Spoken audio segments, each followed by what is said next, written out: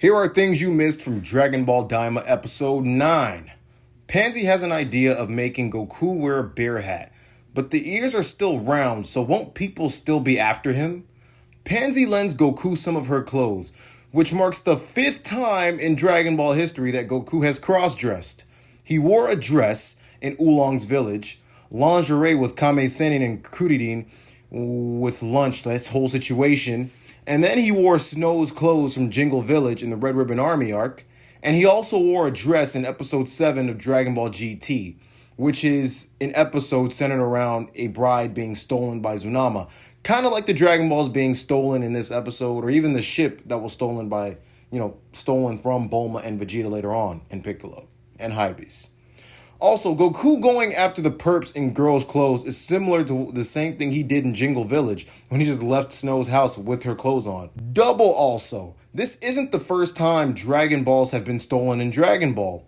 Remember Namek when Frieza had his ball stolen? Or better yet, the first arc of Dragon Ball when the Dragon Balls were stolen from the gang. This Wolfman is a bit like Bergamo from Super. Pansy's tracker looks like a dragon radar, which is what I thought it could have been from the episode in which it was introduced in. The werewolf is also reminiscent to Man-Wolf, who would transform into a man at the sight of a full moon, or even Zarbon, who had the whole Beauty and Beast thing going, right? Like 2 halves of him. While the 2 thieves are talking about the Dragon Ball they stole, Goku just nonchalantly tells them it's worthless without all 3. And it's literally just the same thing he did to Goku Jr. in GT in the GT special when he walked up to him and said, the 4-star Dragon Ball isn't going to cut it. You need all 7 for it to work. Bulma and the others get their plane stolen in a similar way to Goku and the others from episode 3. And it's almost the same way. They beat up a few guys, they steal their plane, and it's almost in a similar looking place. It may even just be the same place as well. I didn't spot this until this episode, but Goku in the eye catch poses the exact same way as Toribot. Did you ever notice that? The scene of Vegeta manhandling those 80s cyber demons kind of looks like the Terminator in his first few scenes from both T1 and T2. The colors in this Tech Noir Club look a lot like the ones from DBZ episode 289. Apparently, there's something called the zombie game, where you have to eliminate zombies in the forest to win, but if you're bitten and converted into a zombie, then you're disqualified. Thank you, Hybeast. The eye thing on Hybeast's belt is something he found in the mountains long ago. It was just a living eye, and he put it on his belt. What a weirdo.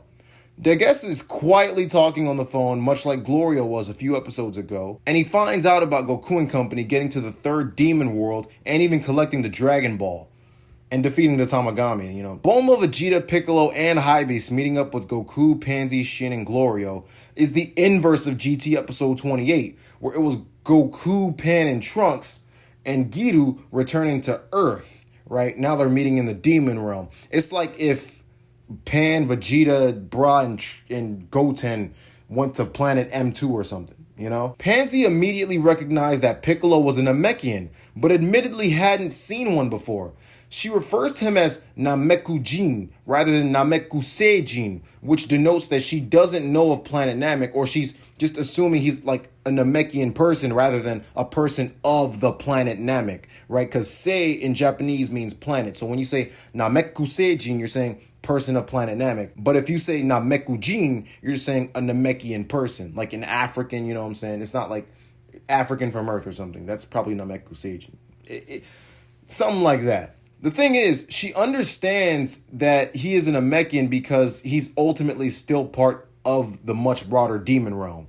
That's the point they're trying to convey with this dialogue. It's a whole bunch of stuff that, gets lost in translation. Piccolo brings up a very important plot point that exposes why Kibito didn't come. The dude can freaking teleport. When Piccolo said this, I had this huge, kind of moment. And then I thought to myself, well, obviously. But, they probably could have wrote around that and said that it depowered him as well. But it makes sense. One of the dudes who came back for revenge against Vegeta, the first one in particular, sounded a lot like Goma when he screamed.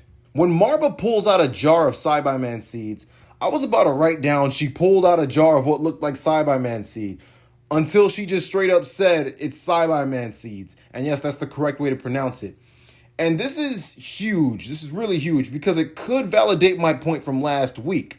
Just give it a listen. Pansy tells Goku that because he was able to transform and shoot light from his hands, he used magic. This could mean that the whole Saiyan race, yeah, that's right, the whole Saiyan race originated from the demon realm.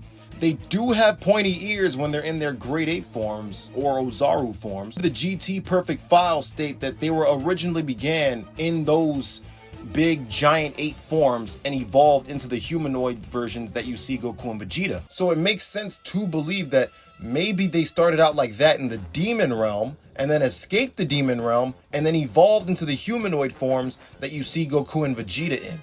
Saiyan in Japanese could translate to cultivar or cultivators in English, which is related to the Saiyan naming scheme for vegetables, right? Because they all grow underneath the ground. They're dropping huge hints here, guys. However, she does say that she could sell them to outsiders, which does imply that the Saiyans, otherwise known as the Saiyans in the dub, are still considered outsiders, so not related or inside of the demon realm. Plus, you got to remember the demon name puns in general are, plant-based, almost like the Saiyans. So, they might not be from the demon realm. But if they are, then I called it last week. Marba also mentions that the seed increases Majin Buu's essence, making it incapable of being controlled by the two of them, that being her and Dr. Arinsu, and you could also assume anyone else for that matter. Also, have the two of them been at the cauldron overnight or periodically come in and out? Because Goku and the others got a whole full night's worth of sleep in that time span. Or maybe time just works differently in the first demon world versus the third. Arinsu and Marba use the Saiyan as a base, various other monsters, and Majin Buu's essence to create this thing called Majin Kuu. This sounds like Cell, but on steroids. His first task is to defeat Tamagami number 1. So look forward to that in the next episode. And those are all the Easter eggs for episode 9 of Dragon Ball DAIMA. I was about to say Super, and then I was about to say GT. And all these Dragon Ball series are getting clumped in your brain the more and more they go on. But that's the episode. I'll see y'all in the next one.